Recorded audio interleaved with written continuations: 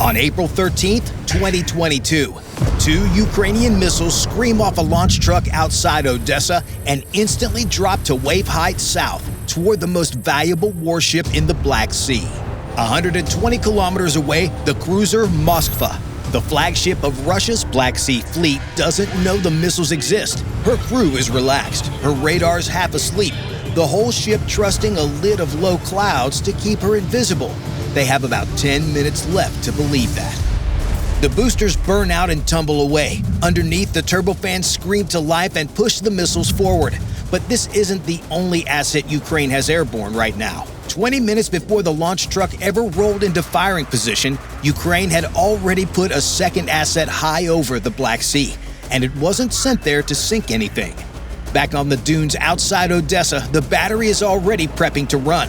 Painting a Russian flagship with radar is not the kind of thing you do twice from the same patch of ground. Every minute the launchers linger here is a minute the Russian fleet has to triangulate the source and answer with their own missiles, and the Black Sea fleet has plenty of those to spare. So while the Neptunes climb away, the operators are already breaking down their position, ready to roll the second the missiles are gone, packed and moving before they ever learn whether it worked. But the Ukrainians are still hopeful, since this shouldn't even be possible. If you look here at where that contact sits, you'll see why it shouldn't exist. 120 kilometers out, 7 times beyond the little coastal radar that spotted her, New York to Philadelphia with the bulge of the planet in between. Past about 18 kilometers, the Earth curves away and the ship sinks below the beam. By every rule the operator who found her was ever taught, that target cannot be on his screen. So how did it get there? The answer is the weather itself. Warm, dry air has slid over the cool, damp air on the sea. That boundary warps the radar beam, bending it down, pinning it to the sea surface, carrying it past the horizon. Think of shouting across a lake on a still, foggy morning and hearing your buddy answer from the far shore, a distance your voice has no business carrying. Same trick, far bigger scale. For one freak afternoon, a short-range coastal radar can see 120 kilometers out, and the most valuable target in the war is sitting right in the middle of it. That gap doesn't stay open. One shift in the wind and the bending stops, and the Moskva drops back under the horizon for good. So the moment the picture firms up, the order goes out. No debate, no second guessing. These two missiles are Ukraine's best shot at the flagship and might be the only one they ever get. They fire on the spot. Those two streaks are R-360 Neptunes, Ukraine's home-built ship hunters, built from the bones of an old Soviet missile the West nicknamed the Harpoonsky. Each one weighs about 870 kilograms. Call it a loaded small car. Behind the nose cone sit a 150-kilo warhead and a radar seeker. It runs 900 kilometers per hour. Close enough to the speed of sound that the Moskva's crew will never hear it coming, and it has the legs to reach the target nearly 300 kilometers out, roughly Dallas to Austin with a few kilometers to spare. The Neptune is Russia's own homework, a Soviet missile design, copied and rebuilt in a Ukrainian workshop, now pointed back the way it came. The whole idea is patience. Fly the crossing on internal guidance, radiate nothing, and trust that no one can shoot a missile they can't even see. It rides 30 meters off the water, then drops to 3 meters for the run-in, belly all but dragging through the spray. Slow, quiet, stubborn, built to do one thing: get close before anyone knows it's there. Think of a porch pirate crouching under your doorbell camera. He doesn't outrun the system. He just stays low enough that it never sees him. The one weakness is speed. Subsonic means the better part of 10 minutes in the open, and a faster missile would just outrun the danger. The Neptune can't. That's why it flies as low as it dares, tucked into the chop, under the water's radar horizon until the very last second. The whole survival rides on one bet. 10 long minutes. The most defended ship afloat must never once look down. And here's the part that defies physics. The Neptune was built to sink ships up to 5,000 tons. The Moskva weighs 12,500. On paper, this is a featherweight walking up to a heavyweight 2.5 times his size and throwing the first punch. That heavyweight is the flagship of Russia's Black Sea fleet, built for one job above all: throwing an umbrella of air defense over a whole battle group. 16 big Vulcan anti-ship missiles ride in launchers along her deck, each built to threaten an American carrier from hundreds of kilometers out. 4 decades of the best air defense the Soviets and then Russians could build are stacked around her. Layer upon layer, all of it pointed at the sky. That's the problem. The ship is designed to see everything coming and shoot down whatever it doesn't like, long before it gets close. Out where she sits, her crew has never felt safer. The low cloud is a blanket. Nothing up there can see through it. Not a single satellite, drone, or jet. They ride well beyond any shore radar Ukraine is supposed to have, and by every calculation their officers can run, the flagship is invisible. Sneaking 2 slow missiles up to her is like walking up to a guard dog the size of a bus and flicking it on the nose. Back on the coast, all the Ukrainians can do is wait. The battery has no way to watch the missiles fly, spot the ship, or confirm a hit through that wall of cloud. In 10 minutes, they either will have sunk the flagship of Russia's Black Sea Fleet, or they will have thrown away the 2 most important missiles in their entire inventory on an empty patch of sea.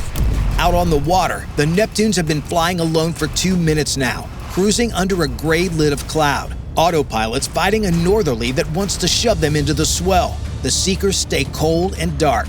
There's no link back to the battery, and the cloud has shut out any satellite that might pick them up.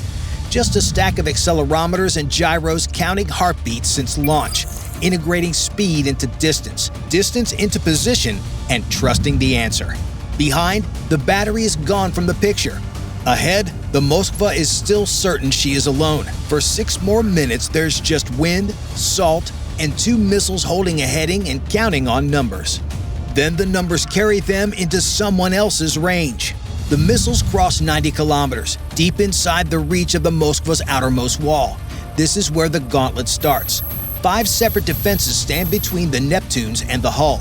Every one of them can end the run on its own, and the missiles have to slip past all 5. The first wall is the one the crew trusts most. High on the mast turns the MR-800, the long-range air search radar, sweeping a full circle of sky out past 200 kilometers. It's wide awake and working perfectly, and it never reports a thing. Here is why, and it's not negligence. The MR-800 was built to find aircraft, things up in the open sky, where a target stands clean against empty radar. A Neptune missile 3 meters off the water is a different animal entirely.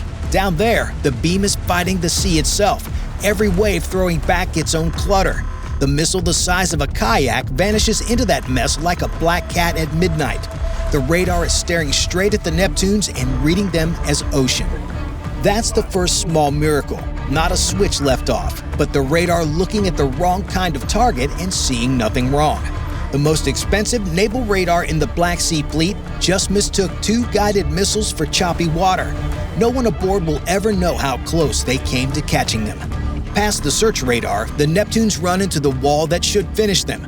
If anything aboard the Moskva can swat them down at range, it's the S-300F, the cruiser's long-range air defense system. 64 missiles wait in launchers below deck. It's the reason any pilot gives this ship a wide berth. That dome amidships, the one NATO calls Top Dome, is the radar that aims all of it.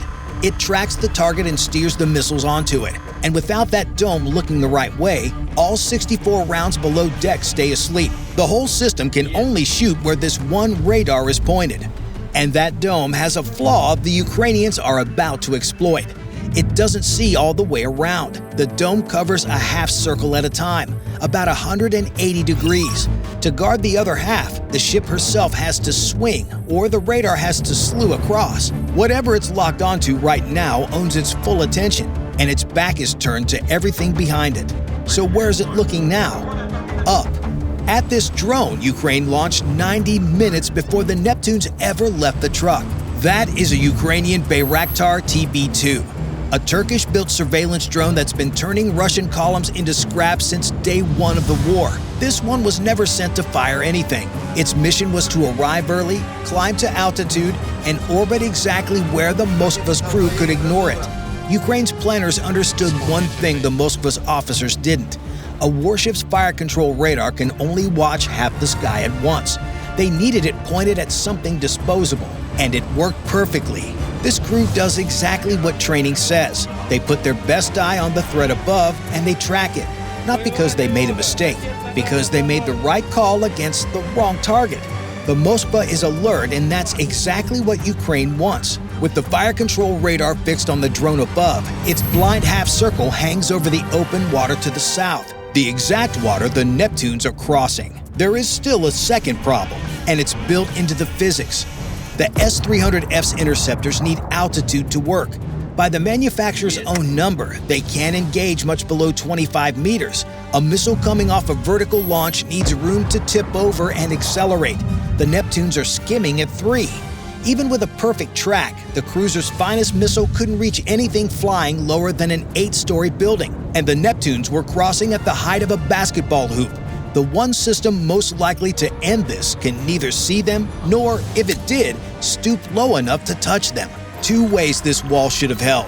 Both fail in the same handful of seconds. The Neptunes cross under the turned eye and keep coming. At around 25 kilometers, the missiles climb over the ship's radar horizon at last. 90 seconds to impact. 3 walls down and 2 of the closest in defenses left. The ones designed for exactly this moment, the low and fast leaker that beat everything else. On the forecastle, the launcher that should be rising out of its well stays flat and folded. The launcher belongs to the Osa-M, a short-range system the Soviets fielded decades ago with a single purpose: swat low, subsonic anti-ship missiles out of the air before they reach the hull. Speed, altitude, target. The Neptune is precisely what it was made to stop, and it's the only wall here that genuinely had a clean shot. So the next part is the cruelest luck of the day. The Osa-M is broken, not stowed, not asleep, broken. Its tracking antenna would not lock. Its scope was painting a phantom target where none existed, a ghost signal that would have buried a real one in noise. And the single weapon aboard built to stop a sea skimmer picked this afternoon to fail its own diagnostics. The system that could have saved her stares at a hallucination while the real thing closes in. The range falls through 15 kilometers, then 12. 60 seconds. The missiles bore in flat. Nothing aboard the cruiser stirs. 10 kilometers. 8. At 5, they reach knife range and the very last wall. If you look here at the 6-barreled cannons tucked along her sides, those are the AK-630 close-in weapon systems, Sea Whiz. Each one is a 30mm Gatling wired to its own little radar, throwing 5,000 rounds a minute. A fire hose made of metal, the thing that's supposed to shred a missile in the final 2 seconds when every other layer has failed. And here's the thing people get wrong about the AK-630. The Moskva does not carry one of these guns. She carries 6, spaced around the hull so that no matter where a missile comes from, at least one of them can take a shot at it. 6 fire hoses, any single one of which can shred a Neptune in the final seconds. The odds of a sea skimmer beating all 6 are supposed to be vanishingly small. That's the entire point of stacking them. So why does every last one stay silent? Because a Sea Whiz gun does not hunt on its own. Each one is slave to a little fire control radar that has to be handed the target first, told where to look, where to aim, when to open up. The gun is just the trigger finger. The radar is the eyes. On this afternoon, not one of those 6 sets of eyes ever got a track to work with, because nothing further out in the chain caught the missiles to pass down. 6 guns, all healthy enough to fire, all pointed at empty sky, because no one told them where the threat was. It gets worse. Recovered inspection logs found the nearest mount in even rougher shape than the rest. Its control unit out cold, no power to it at all, and a barrel worn so far past its limit it was due for replacement. That single gun, best placed to catch the Neptunes, would not have even fired with a target handed to it on a plate. The other 5 never got the chance. There was one more thread that should have saved her, and it is the quietest miracle of all. The Moskva carries electronic ears, listening gear that catches a hostile radar the instant it transmits. When a Neptune seeker switches on, those ears should scream. The books say the warning buys a crew up to 2 minutes to do something. Anything. 2 minutes is a lifetime down here. They never get it. At the very last moment, the nose of each Neptune lights up. What just switched on is the missile's own active radar seeker, a small dish behind the nose cone that shouts into the darkness and listens for the echo. It blasted the ship with radar energy and rode the reflection straight home. It stayed dark the entire crossing for exactly this reason, so the warning would come too late to matter. By the time the ears hear it, the seeker is already locked and the missile is seconds out. The burglar's flashlight clicking on after he's already standing at the foot of the bed. Inside the Combat Information Center, the contacts finally bloom on the scopes. 2 of them, close and fast, skimming the waves. A watch officer's gut goes cold. The same drop you feel hearing your wife use your first, middle, and last name from the bottom of the stairs. He understands in an instant what the 2 returns are, and exactly how late they are. Both Neptunes hit, square amidships, just above the waterline within a heartbeat of each other. Each warhead punches through the steel and detonates deep inside her. A white flash. Overpressure hammers through the passageways. At the waterline, a ragged hole torn open where there was never supposed to be one. Amidships is the cruelest place to take a hit. It's where she keeps her engines and her electrical heart, and the sea is already pouring in. A cruiser that spent all afternoon certain she was invisible is now fighting for her life. And by every rule of naval warfare, she should win that fight. A ship this size is not supposed to go down to a pair of missiles. 2 warheads carrying 150 kilos each simply don't add up to 12,500 tons on the bottom. On paper, the Moskva survives this, limps home, and gets patched. However, the missiles only had to start a fire. A warship is the worst place on Earth to start one because it is a magazine wrapped in steel, and a match doesn't burn the house down. It finds the gas line. The fire reaches the very thing this ship was built around.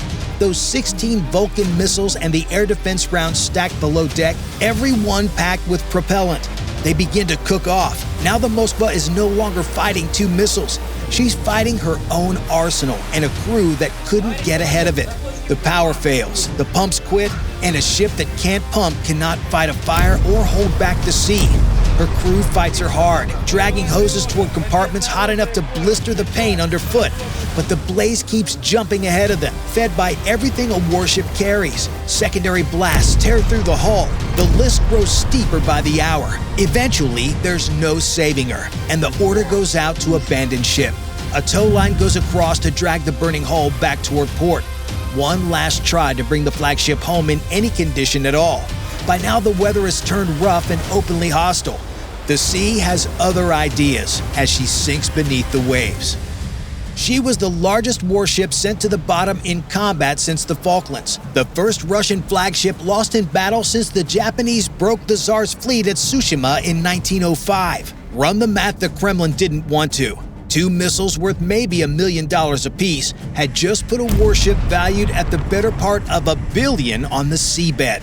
Somewhere in Moscow, an admiral is working out how not to fall out of a window. Moscow called it an accident for almost 4 years. A stray fire on a careless night, her own ammunition cooking off in heavy seas. Then, in January 2026, a Moscow court finally admitted what Kyiv said on day 1. 2 missiles did this. The fleet had been holding well back from the Ukrainian coast ever since. But all of that came later, years after the storm finished what the missiles started. Hey, if you want to watch a Ukrainian drone catch an entire Russian sabotage team in the act, that one is next. Bye for now.